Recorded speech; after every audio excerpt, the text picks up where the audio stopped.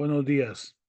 Para mí es un gusto y un honor participar en este 22º Simposium de Medicina de la Asociación de Médicos y Cirujanos de Chimaltenango.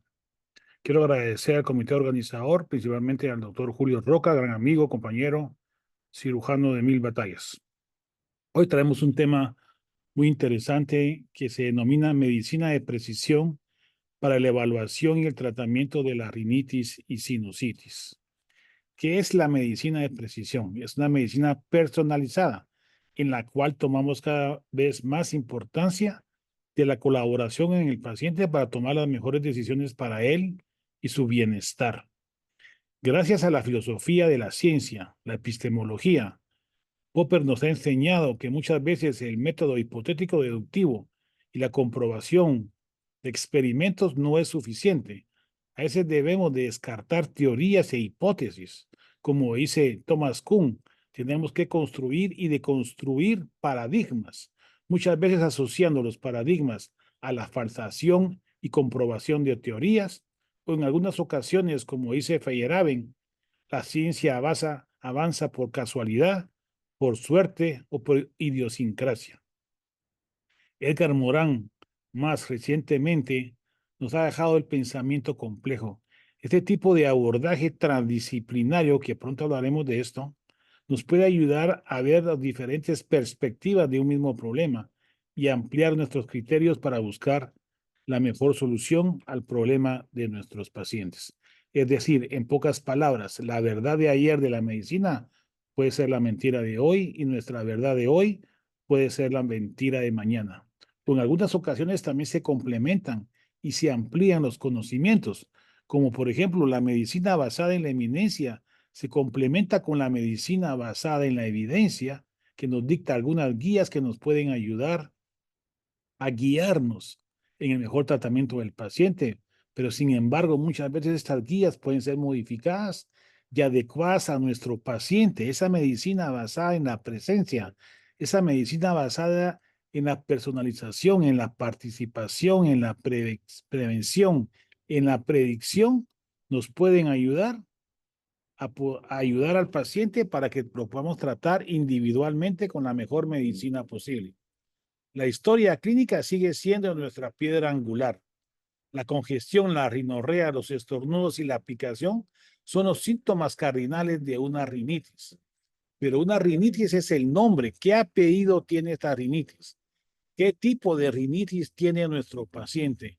Debemos de ayudarnos de la historia completa. ¿Cuándo, dónde, cómo, en qué lugar, con qué comida, con qué alimentos, con qué relación del ciclo sexual, los antecedentes genéticos, epigenéticos, la metabolómica, la proteómica, etcétera, son importantes tomarlo en cuenta para buscar el apellido de nuestra rinitis. ¿Cuántos tipos de rinitis hay? Hay rinitis alérgica, local o sistémica. Hay rinitis infecciosa, aguda o crónica, con pólipos y sin pólipos, viral, bacteriana o micótica. Y hay rinitis no alérgica, no infecciosa, que puede ser idiopática, por la edad en los pacientes añosos, por alimentos, por drogas como los antihipertensivos que nos pueden provocar congestión nasal, o la rinitis medicamentosa, esa taquifilaxia de la oximetazolina que nos puede provocar una rinitis crónica con obstrucción nasal por años. También puede ser una rinitis hormonal, ocupacional, por irritantes, por medio ambiente contaminado, una rinitis atrófica y una enfermedad sistémica. ¿Y cuál es la más frecuente? La más frecuente es la rinitis mixta, una combinación de alérgica con infecciosa o muchas veces no alérgica, no infecciosa. Es decir, es difícil poder encontrar el apellido, pero debemos de buscarlo en la genética y epigenética. El examen físico nos ayuda, por supuesto, sobre todo esas ojeras alérgicas, las líneas oculares de Denis, por edema, al no poder dormir bien. El saludo alérgico, la línea transversa de la nariz y las fases adenoideas son frecuentes en la población pediátrica. Las muecas, los tics y la lengua geográfica también nos puede ayudar a discernir qué tipo de rinitis tiene el paciente y cómo lo podemos ayudar mejor. Nosotros en el Seguro Social, con ayuda de los colegas, en este caso la doctora Tobar, pudimos determinar que el 37% de nuestra población en el Seguro Social tenía rinitis alérgica. De estos se manifestaban con nariz tapada o nariz con rinorrea como causa más frecuente de consulta. siempre les afectaba más de 4 días por semana y más por un mes. Los pacientes con menos días por semana y menos de un mes generalmente no consultan o consultan por otra sintomatología. Y lo más importante, este tipo de sintomatología les afectaba la calidad de vida a nivel escolar, a nivel laboral, en forma recreativa y afectaba la calidad del sueño. La calidad del sueño es una patología sumamente delicada y que muchas veces pasa desapercibida. Esta gente que ronca, que se ahoga en las noches, que tiene apnea, puede ser más agresiva y a los niños les puede afectar el desarrollo cognitivo y sus capacidades intelectuales.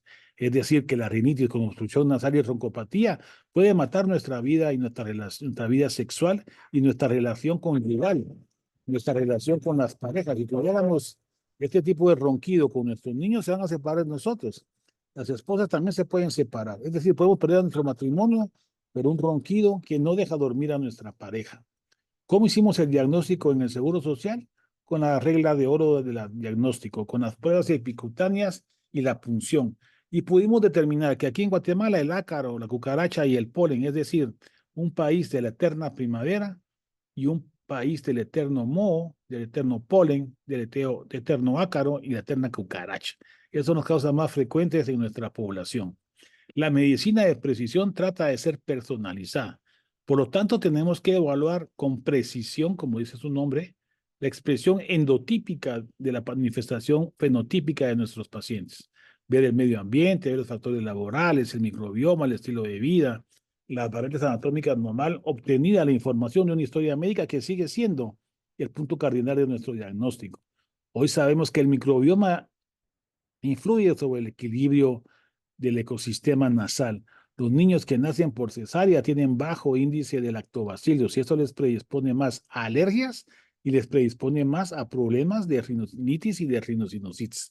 Entonces, ¿qué es lo que se está haciendo ahora que los niños que nacen por cesárea? Aplicarle lactobacilos en la piel con una toalla o una compresa que se haya pasado por la vía perineal de la madre, incluirle un poquito de bacterias para que los biofilms y la resistencia a las bacterias, a los antibióticos, sobre todo del estafilococco, se vea disminuida. Hoy sabemos que la genética y la epigenética son sumamente importantes en el desarrollo de las patologías alérgicas. Hoy sabemos que la buena alimentación durante el tiempo de embarazo es fundamental para evitar alergias. Pero tenemos que estar siempre atentos a esa malintencionada información de fumar. Por ejemplo, en la década de los 50, muchos doctores fumaban Camel, pero este es el mensaje que queríamos oír los médicos. No, era una manipulación de información que se estudia a través de la agnotología para ver cómo podemos vernos influidos con la información médica. Por ejemplo, en esta revisión de 2023 dice que muchos estudios no identificaron correlación entre el tabaco y la rinitis alérgica. Por supuesto que no.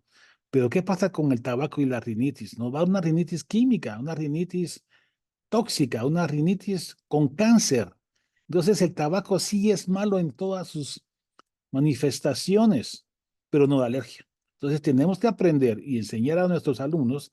Hay que tener cuidado cuando le damos la información de los diferentes tipos que salen publicados. Hoy sabemos que muchas enfermedades son monogénicas, como el síndrome de Down, la talasemia o la hemofilia, pero hay enfermedades, patologías que son determinadas poligénicamente. Es decir, hay muchos miles de genes que influyen sobre la determinación de una enfermedad o no. Por ejemplo, la alergia. Por ejemplo, el desarrollo cognitivo y la capacidad de llegar a la universidad.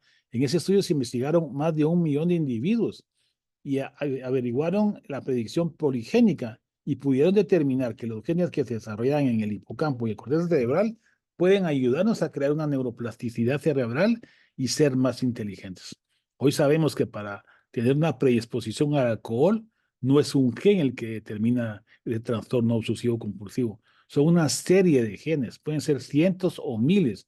Y recientemente, hace unas semanas, se lo he publicado un estudio que relaciona el componente genético, poligénico y el consumo de alcohol muy interesantemente. Hoy sabemos que la unificación de la vía aérea superior de la nariz y los pulmones, la marcha atópica en la cual los niños ya nacen con cierta alergia y pueden desarrollar mayor manifestación fenotípica de la rinitis, no así del asma, alergia a alimentos y la eczema que tiende a bajar con la edad, puede estar influido por la teoría de la higiene.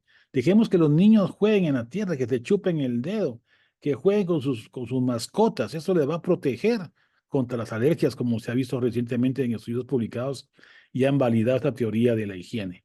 Si conocemos las citoquinas primarias, las fuentes celulares, las células efectoras, podemos determinar qué tipo de inflamación tiene el paciente desde el punto de vista fenotípico y endotípico.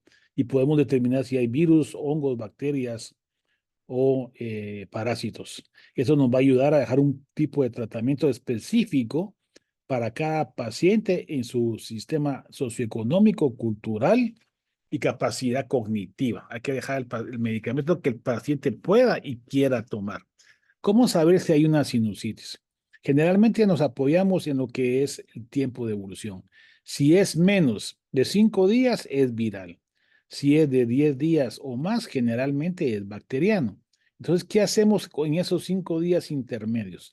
Lo que yo hago en la clínica es que le digo a los pacientes que posiblemente su proceso viral se vaya a controlar con los medicamentos sintomáticos que le voy a dejar, pero si al llegar al 10.º día, en lugar de mejorar, está empeorando, puede tomar el antibiótico. Entonces le dejo apuntado en la receta del antibiótico y le explico al paciente, le enseño para que él pueda ayudarme a tomar una mejor determinación terapéutica y el paciente se pueda curar. Hoy, si ustedes tienen catarro, es posible que tengan un COVID. ¿Por qué? La nueva variante KP3 está diseminándose a nivel mundial en cantidades ostensiblemente mayores que cuando fue la epidemia. Lo importante ahora es que no hay la mortalidad ni la morbilidad que había antes. Pero sin embargo, tenemos que estar atentos a ese tipo de afección olfativa, a la hiposmia y anosmia, que fue lo que aprendimos más en la época del COVID para ayudarlos a recuperar la olfacción.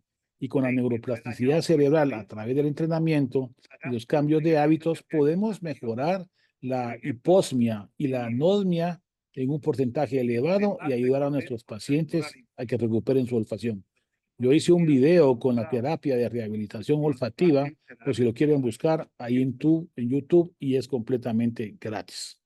Acordémonos también que la rinitis también puede estar asociada a otras enfermedades. Puede estar asociada a hiposmia o anosmia, incluso a hipoacusia, que puede obstruir la audición cuando se acumula líquido en el oído medio por una rinitis que produce una rinorrea posterior, tapa la trompa de Eustaquio y esto determina un aumento de secreción en el oído. Entonces, muchas veces cuando metemos endoscopios en la nariz nos llevamos sorpresas. Podemos encontrar como en el lado izquierdo de abajo un tumor indiferenciado en la nasofaringe con manifestación única de una hipoacusia derecha, o podemos también encontrarnos con una adenoiditis, que es lo que están viendo en el lado derecho, en grande. Este tipo de diagnósticos no lo hacemos frecuentemente porque no a todos los pacientes con infección de vía aérea superior le hacemos endoscopía. Pero si todos hiciéramos endoscopía a todos nuestros pacientes, este tipo de diagnóstico lo pudiéramos ver más frecuentemente. En la medicina de precisión tenemos que apoyarnos de la rinometría, de la provocación con aire frío, de estudios endoscópicos, como les dije anteriormente, y muchas veces de tomografías. Pero ¿cuándo tomar tomografías? Una pregunta que vamos a resolver en un par de diapositivas más.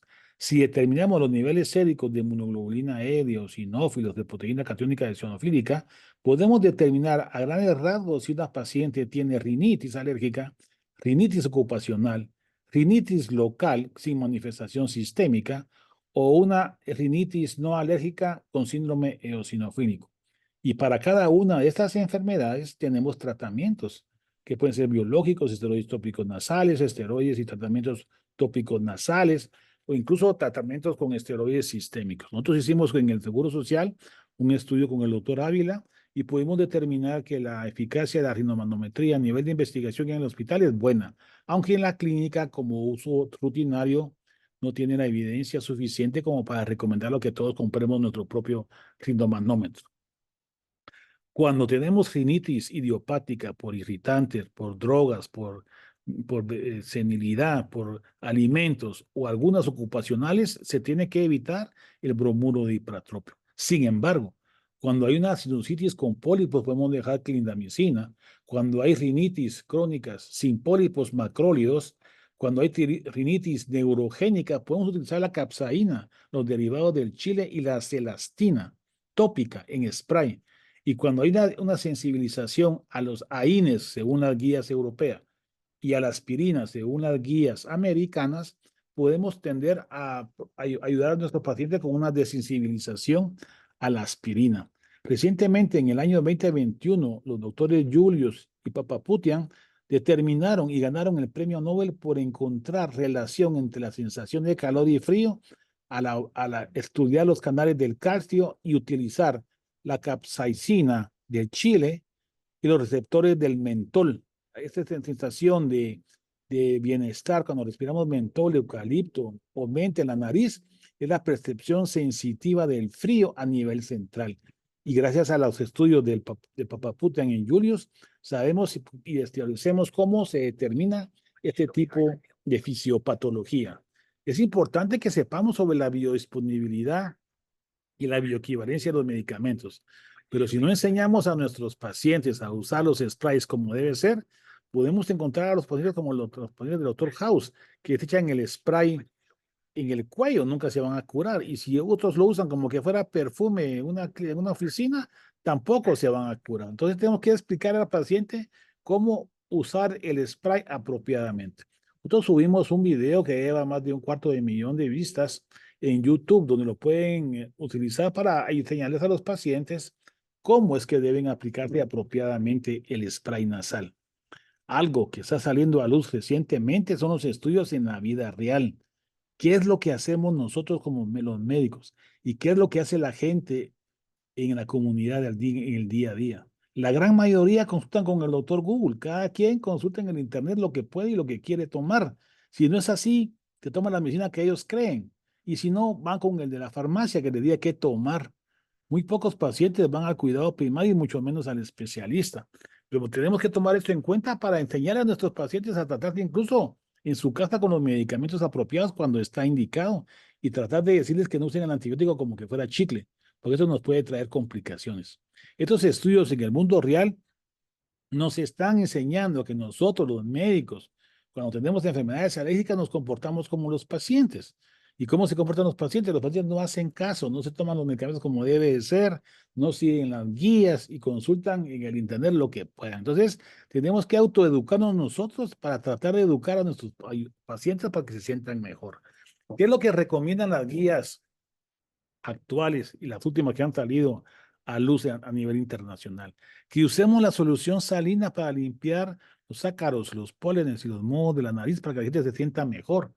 Utilizar la combinación de esteroides tópicos con antihistamínicos tópicos nasales en combinación. Y en la parte de Medio Oriente y en Asia están utilizando cada vez más la acupuntura. ¿Cómo funciona la acupuntura a nivel central? Y nos metemos a investigar qué es lo que pasa con la acupuntura en la neuroplasticidad cerebral. Podemos determinar, investigar y apoyarnos para disminuir el dolor en las cirugías.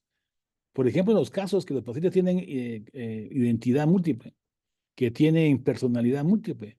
Algunos pacientes tienen alergia a una personalidad y no tienen alergia en otra personalidad. ¿Cómo es eso posible? ¿La mente es capaz de curar una alergia? Sí, los estudios así lo determinan. Lo mismo que la ceguera cortical. ¿Cómo es posible que un paciente con una personalidad múltiple esté ciego en una personalidad y pueda ver en otra personalidad? Eso se llama neuroplasticidad. Y si lo estudiamos, nos podemos ayudar para curar y operar a nuestros pacientes y disminuir el dolor con hipnosis y cirugía, como les voy a comentar en las últimas diapositivas de la presentación. Entonces, ¿qué es lo que se recomienda en sumario para la rinitis alérgica? Antihistamínicos tópicos o sistémicos, esteroides tópicos nasales asociados a antihistamínicos tópicos nasales. Y si eso no funciona, aparte de irrigaciones con solución salina, el cromoglicato sódico. Siempre hacer las historias, las pruebas en piel y utilizar los documentos validados para evaluar la evolución de los pacientes y los podemos seguir con el Internet, con el WhatsApp que tanto todos miramos, o con aplicaciones que nos pueden ayudar a controlar a nuestros pacientes. Cuando todo eso no funciona, podemos hacer una turbinectomía parcial o una inmunoterapia. Ese tipo de tratamientos es lo que se recomienda. Y como opciones tenemos esteroides sistémicos, los descongestivos por un corto periodo de uso, los antileucotrienos, pero no como tratamiento único ni como tratamiento inicial, el bromuro de ipratropium para la rinorrea y la tos crónica, algunos biológicos, aunque la FDA no lo ha aprobado, en Asia, en Medio Oriente y en China lo utilizan mucho. Los probióticos también como terapia adjunta y las combinaciones de diferentes medicamentos, dejando la septoplastía, la neurectomía del vidiano y la crioablación con radiofrecuencia de los nervios posteriores como última opción. Tenemos que recordar que los cuidados personalizados, predictivos, preventivos y participativos son sumamente importantes para ir evaluando a nuestros pacientes conforme la enfermedad va evolucionando y la vamos tratando para saltar de una etapa a otra y dar el mejor tratamiento posible. ¿Qué diferencia hay entre un abordaje interdisciplinario, multidisciplinario y transdisciplinario? Voy a tratar de aclararlo de una forma sencilla. Si hay un paciente en un hospital y cada médico va a ver al paciente y cada médico deja su tratamiento, es un tratamiento interdisciplinario, multidisciplinario. Y en el interdisciplinario es cuando los médicos se juntan para discutir el caso. Entonces, el multidisciplinario es cada quien mira al paciente. El interdisciplinario es cuando los especialistas se juntan a discutir el caso. Y el transdisciplinario es cuando los pacientes se juntan con el paciente para tomar en cuenta sus características socioeconómicas, culturales, físicas, alérgicas y determinar el mejor tratamiento posible. Es decir, el tratamiento transdisciplinario es el recomendado el día de hoy. Hoy sabemos que la terapia subcutánea tiene que ser determinada en base a los fenotipos de las células T y B. Si no, algunos van a fallar y otros van a mejorar a ciegas. Entonces mandemos a los pacientes que realmente se van a curar con inmunoterapia, porque es el único tratamiento que cura una alergia, a los que realmente sí se van a ayudar y no a los que posiblemente no. Hoy sabemos que existen nanoanticuerpos, herramientas de los camélidos que se contaron por casualidad y que nos puede ayudar en un futuro inmediato a curar la alergia. Si la rinitis se asocia a obstrucción nasal por una hipertrofia de cornetes o una hipertrofia de adenoides, los niños roncan como miran abajo a la izquierda. Pero cuando los operamos, los niños ya no roncan, ya no emiten ruido. Entonces la mamá se levanta preocupada porque piensa que no está respirando, pero sí está respirando. ¿Y en qué beneficia este tipo de cirugía a los pacientes? Lo van a ver ahora. Antes de determinar cómo evoluciona, tenemos que determinar cómo lo vamos a hacer. Este tipo de cirugía se llama cirugía de precisión personalizada. Hacemos una turbinoplastía por radiofrecuencia, por microderribación, con corte y recolocación, o con radiofrecuencia, con crioablación y con corte de adenoides. Cada una depende. ¿Y cómo se va a beneficiar el paciente? Se va a beneficiar con esto. Esta niña del lado derecho fue operada de adenoides, cornetes y amígdalas. Y la mamá me llevó a su hermanita gemela del lado izquierdo porque había perdido tamaño, fuerza e inteligencia en este periodo de un año que la niña había crecido más su hermana gemela. Quiere decir que la evidencia del beneficio de una cirugía cuando está indicada es obvio, no necesitamos más estudios, aunque sí hay si lo quieren ir a revisar. Cuando esta rinitis se asocia a virus, hongos o bacterias, le llamamos sinusitis. Por un consenso internacional puede ser sinusitis en América de la Academia Americana de Otorrino o rinosinusitis en la Academia Europea de Otorrino, depende de dónde estemos, así se le denomina.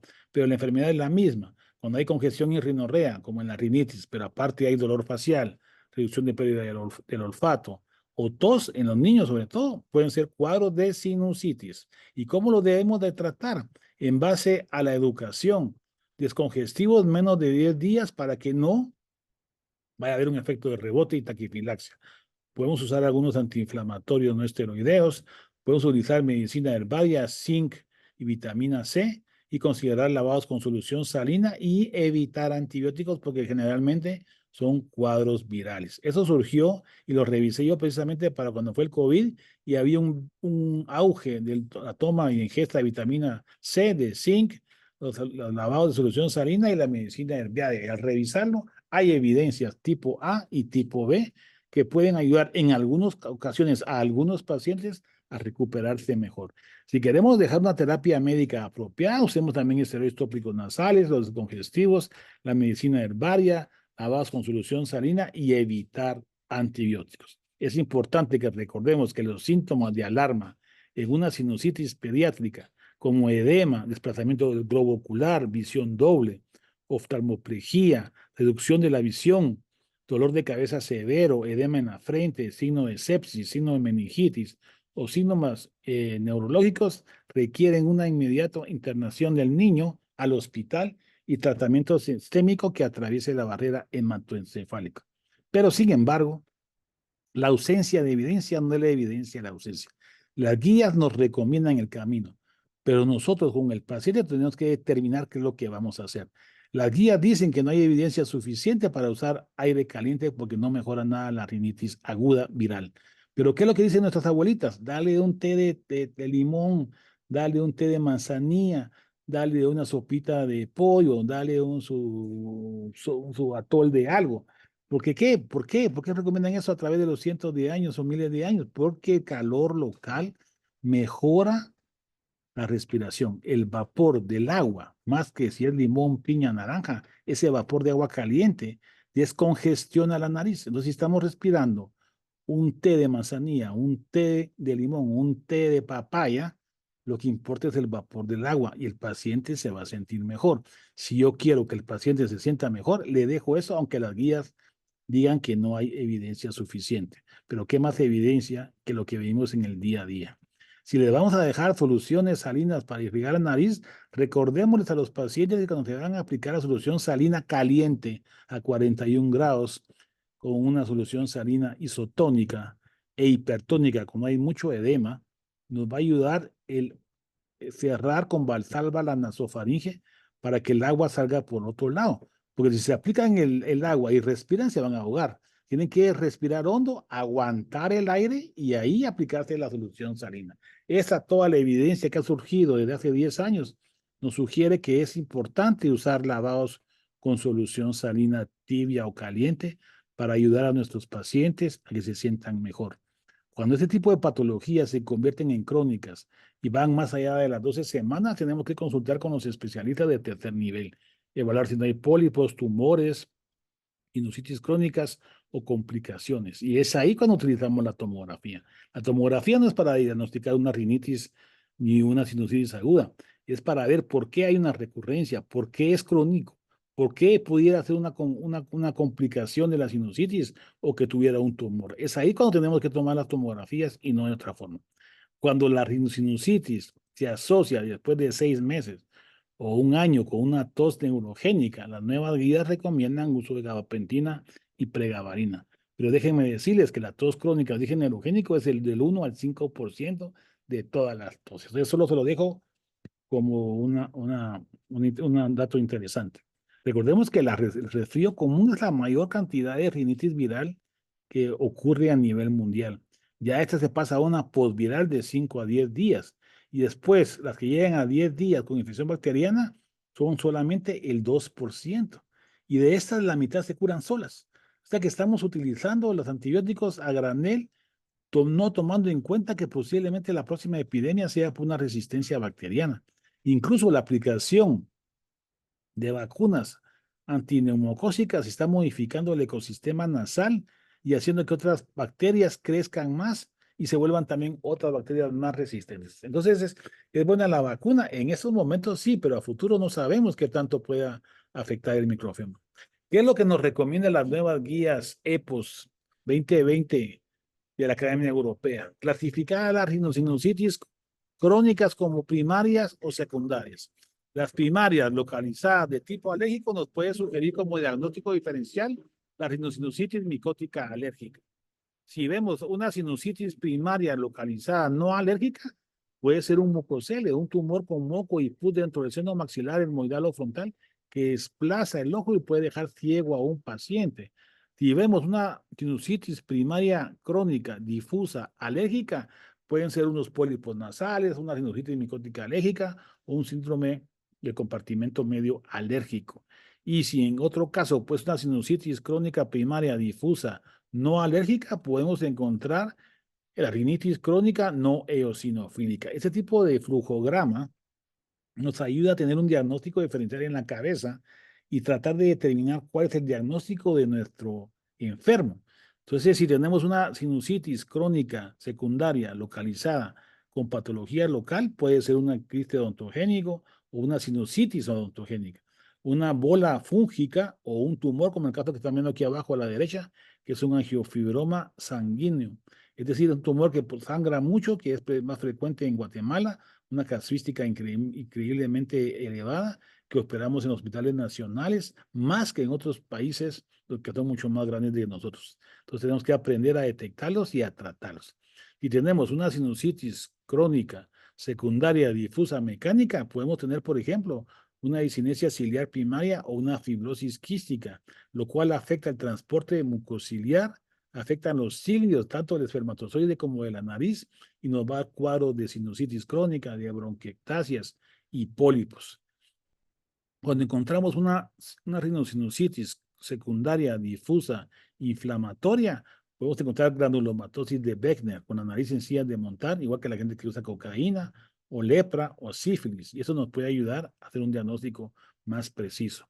Y si encontramos una sinusitis crónica difusa inmune, podemos encontrar una gran gama de patologías inmunes, y es cuando tenemos que apoyarnos en un abordaje transdisciplinario donde los diferentes especialistas se involucran personalmente con el paciente y tratan de ayudarlo. Entonces, ¿qué es lo que nos sugieren las guías? Si tenemos una sinusitis bilateral difusa primaria, podemos utilizar la terapia médica apropiada. ¿Qué significa eso? Esteroides tópicos, lavados nasales con solución salínica, llevar con una limpieza apropiada y considerar los esteroides sistémicos. Si esto no mejora, podemos optar por un antibiótico a largo plazo o una cirugía endoscópica moderna, como es como se llama ahora, que ya se dejó de llamar FES. Y cuando eso no funciona, podemos usar lavados con chilisol, que es un azúcar que se convierte en alcohol y es una limpieza local que utilizaba por los dentistas, y ahora nosotros lo usamos para la sinusitis crónica recalcitrante. Y si todo eso no mejora, pues la cirugía y la oportunidad de considerar biológicos, de sensibilización, esteroides sistémicos o cirugías de revisión. Ahora, cuando la sinusitis crónica es localizada unilateralmente, siempre pídanle tomografía. Una sinusitis de un lado de la nariz no es común. Hay algo más, y ese algo más puede ser un tumor. Y en los niños, cuando las sinusitis son crónicas, muy frecuentemente se apoya o se debe a una hipertrofia de adenoides. Entonces, sinusitis crónica recalcitrante en niños son raras y la causa más frecuente de la sinusitis crónica en niños son las adenoides, por lo que tiene que haber un tratamiento médico apropiado con esteroides tópicos nasales, lavado de solución salina y evaluar la adenoidectomía luego de completar la terapia médica apropiada. ¿Y cuál es la terapia médica apropiada? La resolución de los síntomas con el tiempo, de chequear las comorbilidades, de ordenar en niños la considerar la cirugía endoscópica nasal. La terapia médica apropiada son los esteroides y la solución salina. En los antihistamínicos en estos niños generalmente no se utiliza.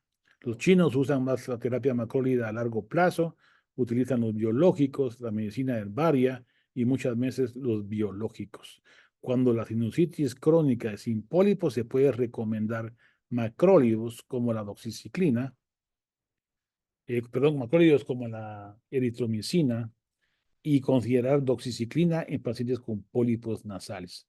¿Cuántas son las dosis de los macrólidos? Les pueden dejar acitromicina, claritromicina o rizoxatromicina como macrólidos cuando no hay pólipos. Y cuando hay pólipos, doxiciclina hasta por 3 meses. Esto actúa a nivel inflamatorio, desinflamatorio, y en los casos crónicos severos recalcitrantes nos puede ayudar a curar a nuestros pacientes.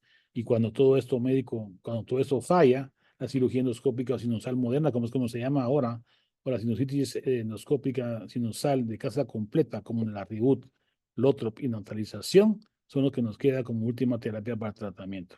Estamos haciendo nuestros estudios con cirugía endoscópica nasal, con hipnosis para disminuir el dolor, acortar gastos y beneficiar a nuestros pacientes. Llevamos 30 casos, ahora los estamos evaluando con un BIS transoperatorio y hemos logrado llegar hasta 80 niveles de BIS con ondas teta y alfa predominantemente y han sido buenos resultados. Los biológicos pueden quedar como última alternativa cuando todo lo demás ha fallado. Aquí les dejo unos artículos recientemente publicados donde nos sugieren cuándo, cómo y dónde y cuál biológico utilizar. Así que no me queda más que agradecer a nuestro gran amigo Julio Roca, al comité organizador, felicitarlo y decirles gracias, Ban Tiosh en el idioma quechí. Saludos a todos y quedamos a sus órdenes. Muchas gracias.